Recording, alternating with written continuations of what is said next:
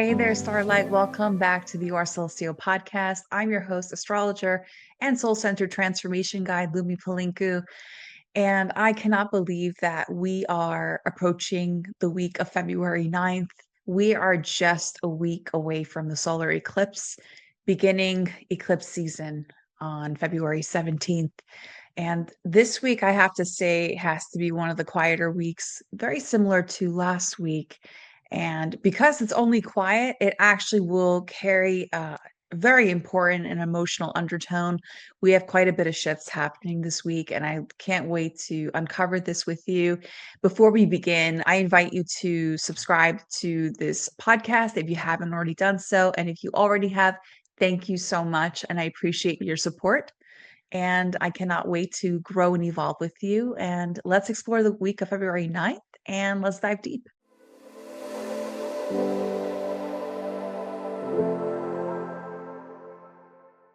We now begin the week of February 9th. And the word that I kept hearing for this week is compassion and also understanding and patience for oneself as we are navigating through this intense climate as we have been going through for these last several weeks. But the one thing that I have to note about this week, which is very unique, is Venus's transit into the sign of Pisces starting on February 10th. So, as Venus enters the sign of Pisces, the watery sign, love takes on a very emotional and sensitive and spiritual expression. It has to do with us feeling much more connected to all the walks of life. Venus is exalted in this sign, and it means that love has so much potential to feel expansive, forgiving, and completely connective. And this Venus transit can open the door to soulful experiences, synchronicities, and moments to remind you why you still believe in love, even if you have been supported before. Venus in Pisces teaches us the importance of surrender and what it truly means. And what does surrender mean to you at this moment in time? Surrender in the healthful expression is about not giving up. It's also not about abandoning ourselves, but it's about releasing the need to control how love unfolds in your journey. This energy could help you become much more softer towards yourself. It can help you feel more compassion for others. And it also helps you reconnect to hope when you're going through intensive times. And it also helps you understand your heart with greater clarity. So, in this time of your life, if you are seeking partnership, this transit could bring meaningful encounters or spiritual reassurance that you are on the right path. All you have to do is just start opening up to it. And this transit, because it is so exalted here, Venus in the highest expression being in the sign of Pisces, it helps you become much more invested into your soul growth and to understand the bigger picture as to why you've gone through certain experiences in your love life. And if you're not where you want to be in love right now, Venus in Pisces still offers you something really precious. It's about the importance of investing in inner growth, self-love without conditions. And it is also a reminder for you to see that your worth is not determined by your relationship status. At the same time, this energy requires an awareness of oneself and your place in the world. So, Venus and Pisces could bring on themes of delulu. You might feel that your boundaries have been blurred. It's really important that you don't ignore your limits because that's the only way that you could feel much more anchored in this transit. You feel much more clarity and certainty in terms of how you want your connections to be, and also how you will be approaching love. As long as you practice the art of discernment and awareness of your own personal limits, you should be able to feel much more soulful and healthy connections here. If you feel exhausted or confused or emotional strain, this is your time to backtrack and observe why and how you're attracting this love, because there is something about your inner self that needs to change here. And the most important factor, especially with Venus being in the sign of Pisces, is the importance of self love and unconditional views towards yourself. This is also the perfect time for you to spend time alone intentionally, also to make art, listen to music, and reconnect to the present moment, and also to just simply enjoy your own company, have a date with yourself, do something that makes you feel much more anchored in this body and aware of your own beautiful light in this world, because you're so worthy of a beautiful love, and it always begins with you. So be the creator of your life and know that surrendering does not mean disappearing or abandoning yourself. It means trusting yourself enough to believe in a love that you deserve, and enjoy this transit. And before we move forward, I want to pause here for a moment. And if this episode has resonated with you, I invite you to subscribe to this podcast. And if you feel called, please leave a review or comment and share what this week is bringing up for you. And just know that your voice matters here. And this space grows through shared reflection and honest conversations. So thank you so much for being a part of this community. And I look forward to growing with you.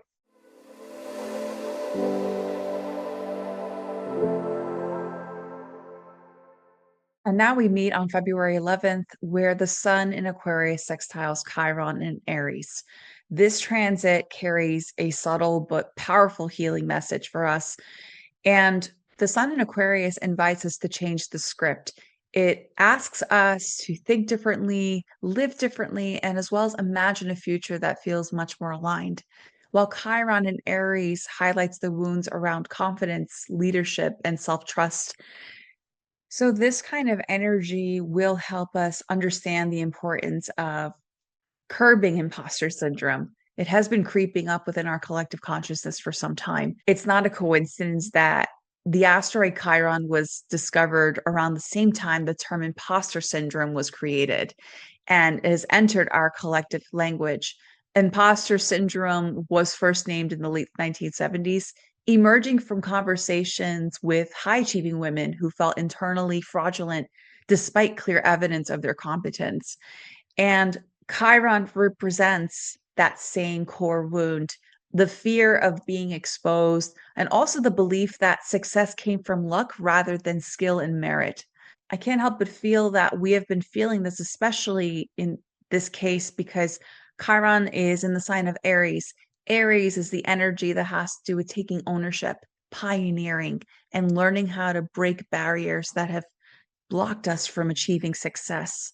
So, the lesson here for us to learn, while Chiron is entering the last few degrees of its reign in the sign of Aries for these next couple of years, this is the major lesson in terms of us understanding that we have what it takes to achieve our goals. And you don't have to prove yourself to lead with integrity. You have to just live it and believe in your own ability. And as long as your intention is deeply rooted in helping, healing, and honesty, rather than control or advantage, this is going to anchor your energy wisely. So your confidence grows when you align with service as opposed to performance and grandeur, showmanship. It's more of like you becoming much more service oriented and thinking about how you're going to be helping people in the long run. So this sun and sextile to Chiron will bring this filter into our consciousness. So as long as you focus on these themes, you'll be able to navigate through this beautiful supportive sextile with complete grace and understanding. So it's time to curb that imposter syndrome and move on. So now on February 13th, Saturn enters the sign of Aries, finally, and making its reign into the sign until 2028. So for these next 2 years, we are entering a new chapter involving our responsibility and self definition, learning how to lead with complete devotedness. And we're going to become much more granular in our process here. It might be very exhausting. It might be very strenuous because Saturn is it's all about boundaries and learning the importance of double checking everything before we move forward, checking the structures and also the intentions behind our motivations. While Aries is about impulsiveness and power and breaking through and making ends meet, just getting things started. The quote that came into my head as I was tuning into this transit was, with great power comes great responsibility. Power I see through the lens of Aries, whereas Saturn is about the word responsibility.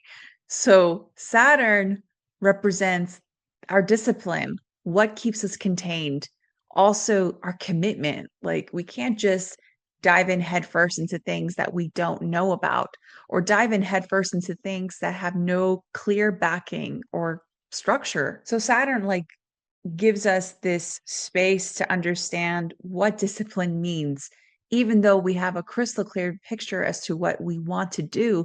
But the question is, does it fulfill you? Does it actually have a clear backing? Does it have strong foundations? Are you truly ready to make this commitment? Whereas Aries represents our identity, our initiative, and our courage to break through these barriers. So it's a little paradoxical in a way, but as these energies work together, I can't help but feel that it's going to initiate such a long-term process of refining how you're going to be leading, both externally and internally. So over the next 2 years, you have to keep in mind of what truly motivates you. What are you committed to? And where's your energy best invested? Saturn is about how we are containing our energy. So if you feel like you have been not crossing that finish line, or you feel like you're not taking root of your motivation, so this period could feel like a pressure point because if you are unclear about your direction, it will lead to nothing but dead ends. So, as long as you are organized in your approach, if you have a solid understanding of where you want to be in these next 2 years, you should be able to succeed during this transit. And just know that this pressure is not in any way meant to deflect you or punish you or just make you feel downright miserable. It's just about you learning the importance of what refinement means. So, Saturn in Aries asks you to move from impulse to intention and to build something that is meaningful and through patience, devotion, and consistency. And just know that if you rush through things, it leads to nothing, you know? So this transit is about you becoming much more deeply aligned of who you are choosing to be while also understanding what you truly want in this life. So this week in its entirely invites you to hold compassion for yourself and for others and for the timing of your life. Just know that, especially with Saturn entering the sign of Aries, this is a really auspicious time for you to evaluate your foundations, learn the importance of intentions, and also trust in the timing of your life. It's not a period for you to rush and know all the answers today. You have to know what is going to serve you in this present moment. And every granular form of intention that you are making will always lead to the greater makeup as to what you're heading to anyway. So why not invite the peace in this moment instead of rushing headfirst into the end zone or the finishing line? Just know that you can find the finishing line in this moment now. What will make you happy today? What will make you feel solid and full of grace for yourself, even though you're on delays, or if you're in a funk right now, or if you're stuck? What can you do today to invite much more peace and balance? What can you do today to invite much more certainty and understanding of yourself? Do something that brings you peace in this moment instead of just waiting for it. So, before we move to the Oracle message of the week, I want to share something very close to my heart. My Celestial Awakenings Oracle deck is officially complete, and I am now taking pre orders through the spring.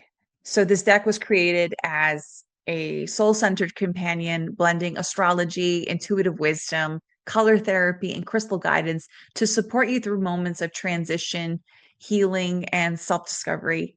It's also designed for women who are learning to trust themselves again and also to reconnect with their inner light and move forward with complete clarity and understanding. If you feel called to work more intentionally with your intuition or begin the next chapter of your journey with a supportive tool, you can pre order the deck using the link in the show notes below. And I cannot wait for it to make its way into your hands.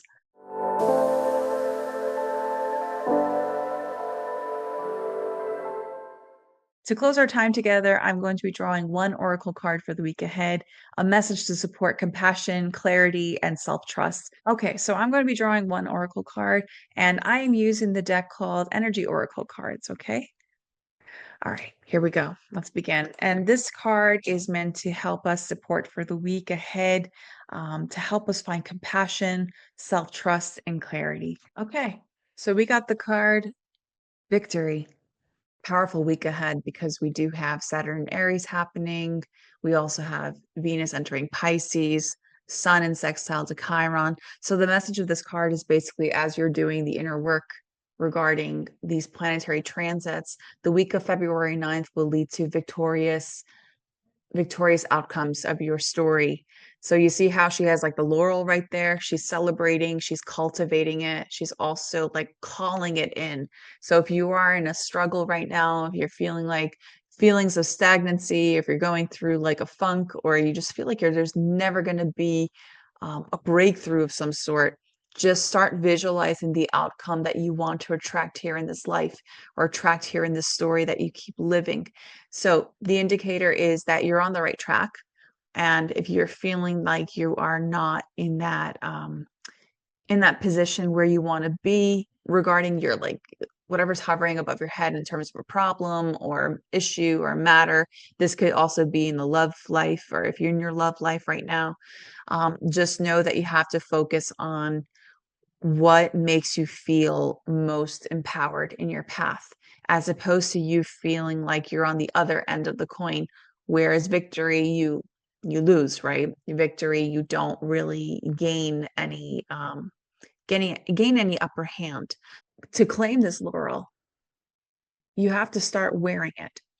What does that mean? Well, if you feel like you're on the opposing end of the opposite end of victory, you have to start stepping into this role, stepping into your own ability to lead, take charge of your life. See how she's like waiting for that laurel to basically, like, she can easily pick it up and put it on her head. Like, that's the crown of victory, right? She's wearing her own crown already. She's already the winner. You're already the winner. You're already in that space where you could claim your wins here. But the thing is, you have to start believing in it, even though you may feel like you're not in that space where you want to be emotionally, spiritually, energetically, in any sort, or situationally, like, or in a situation sense. Look at all the ways of how you could remove situations or things that are not aligning with your path anymore, because that's what will lead you to victory. It requires you to dismantle things in order for you to claim your wins. So there's things that in your life that you may be carrying in your back. Might be like dead weight, it might be baggage, it might be things that you just can't hold anymore. You just have to let it go, to let it go, to let it flow. And in order to do that, there's this gold energy. There's also blue in this image. So it's all in the mind. So the laurel that she has right in front of her is actually something that she could put easily on her head. That's in the mind. So you have to foresee positive outcome here. Success is on the horizon. You're almost there. You're on the path of claiming your wins. You're very close. Just know that it's around the corner here. And also know that if you feel like there is something great ahead of you and it's already on your lap, this isn't a time to rest. This is actually a time to take action here, because while the iron is still hot, you can mold it in any way or form you can, model it to your vision. So if you are in a position in your job, or a position in a relationship, position in your life where you're just starting to pick up momentum, this is your message in terms of you claiming your wins and also yielding it responsibly here, and yielding it without any delay or doubt. So just accept it with open arms and enjoy it, because this is the path that you're going to be experiencing a lot more opportunity here. So keep going and trusting in it. So if it's a new project, if it's a new outlook or motivation that you're working towards, just know that you're on the right path. You're basically uphill now at this point. Okay. And that is your message for the week of February 9th. And I hope that you enjoyed this oracle message. And if you would like to stay connected beyond this podcast, you are warmly invited to join the bi-monthly celestial newsletter aligned with the new moon and full moon cycles. You will receive free astrology guides, reflections, and soulful messages to support your emotional and spiritual rhythm. And the link is in the show notes. And thank you so much for being here, Starlight. Thank you for choosing compassion. awareness, and self honesty. And until next time, please remember that you are allowed to soften, you are allowed to lead, and most importantly, you are celestial. I will see you next week. Take care.